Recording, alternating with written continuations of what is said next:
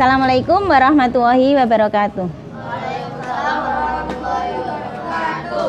Untuk pertemuan kali ini kita masih melanjutkan pada bab yang kemarin, yaitu bab mengenai apa? Khulafaur Rasyidin. Khulafaur Rasyidin sudah kita bahas kemarin, ada berapa?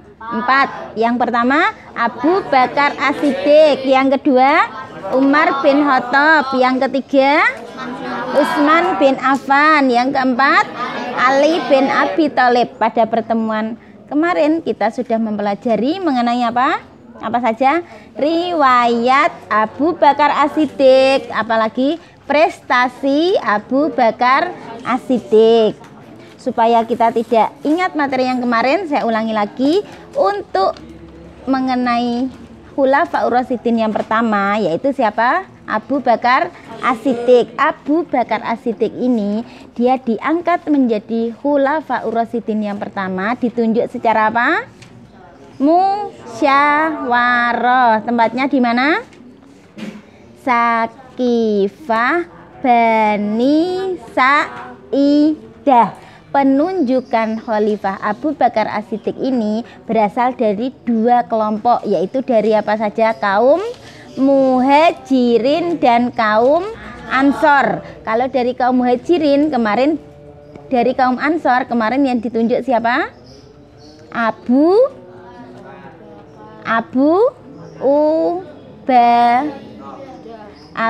Ubaidah bin Jarrah. Kalau dari kaum Muhajirin yang ditunjuk Umar bin Khattab. Itulah 2 kelompok ini yang diajukan, akhirnya yang ditunjuk menjadi khalifah pengganti Nabi Muhammad atau Khulafaur Rasyidin yang pertama siapa? Abu Bakar As-Siddiq. Untuk prestasi Abu Bakar As-Siddiq kemarin apa saja? Yang pertama, memerangi nabi palsu. Nabi palsu ada berapa? 3. Yang pertama Musailamah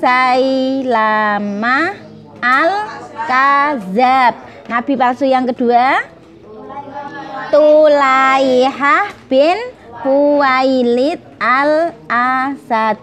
Nabi palsu yang ketiga Sajah Tamamiyah. Itulah prestasi Nabi Muhammad. Prestasi siapa? Abu Bakar As-Siddiq yang pertama. Prestasi yang kedua apa? Memerangi orang murtad.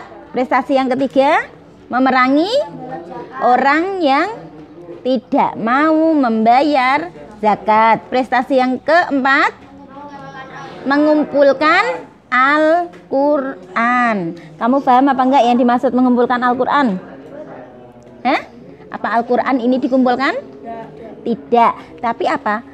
Al-Quran dulunya belum menjadi seperti sekarang mushaf. Tapi Al-Quran itu tulisannya awalnya ada di mana? Pelepah kurma, ada di batu, ada di tulang belulang. Ditulis di batu, tulang belulang, tempatnya tidak jadi satu. Karena banyak orang hafal Quran yang gugur dalam perang. Akhirnya Umar bin Khattab ini mempunyai inisiatif untuk mengumpulkan Al-Quran supaya nanti generasi selanjutnya bisa membaca Al-Quran dengan mudah. Kalau tidak ada pengumpulan Al-Quran, apakah kamu bisa membaca seperti sampai sekarang? Tidak.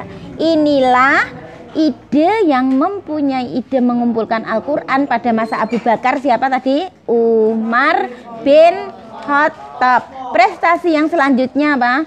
Penyebaran wilayah. Terus yang terakhir apa? Pengganti khalifah. Setelah Abu Bakar As-Siddiq meninggal, akhirnya ditunjuklah Khulafaur Rasyidin yang kedua, namanya siapa tadi? Umar bin Khattab. Penunjukan Umar bin Khattab ini tidak secara musyawarah, tapi ditunjuk langsung oleh siapa tadi? Khalifah sebelumnya namanya Abu Bakar As-Siddiq, supaya tidak terjadi hal sebelumnya, pemilihan sebelumnya. Akhirnya Abu Bakar sebelum meninggal dia sudah menunjuk, nanti kalau saya meninggal pengganti khalifah atau Khulafaur Rasyidin yang kedua yaitu siapa? Umar bin Khattab. Setelah Umar bin Khattab memerintah, yang dilakukan ada 4. Yang pertama apa ini? Riwayat hidup Umar bin Khattab. Diperhatikan modulnya riwayat hidup Umar bin Khattab.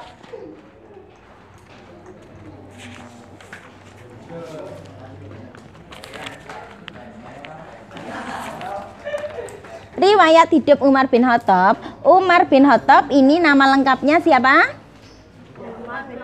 Umar bin Khattab bin Nufail bin Abdul Uzza bin Riyad bin Abdullah bin Qurt bin Raza bin Adi bin Ka'ab bin Lu'ay al-Qurais al-Adawi.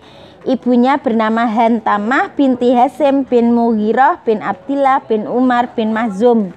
Umar bin Khattab lahir dan dibesarkan di lingkungan Bani apa? Adi, di antara suku Quraisy 12 tahun setelah kelahiran Nabi Muhammad. Ini membuktikan bahwa Nabi Muhammad dengan Umar bin Khattab dulu mana? Dulu Nabi Muhammad. Yang kedua, pengangkatan Khalifah Umar bin Khattab. Tadi sudah saya jelaskan, proses pemilihan Khalifah Umar bin Khattab dilakukan melalui sistem apa tadi? Penunjukan. Ditunjuk langsung. Siapa yang menunjuk? Abu Bakar As-Siddiq. Beliau sebelum meninggal. Langsung yang ketiga, masa kepemimpinan Khalifah Umar bin Khattab. Islam sebagai agama yang demokratis seperti digariskan dalam Al-Quran, masa kepemimpinan Khalifah Umar bin Khattab ini sangat lama karena orangnya apa? Sifatnya amanah, sederhana, adil, dan demokratis. Terus selanjutnya prestasi Umar bin Khattab banyak diperhatikan modulnya. Yang pertama, apa prestasinya? Apa prestasi yang pertama? Kebijakan pembentukan lembaga musyawarah.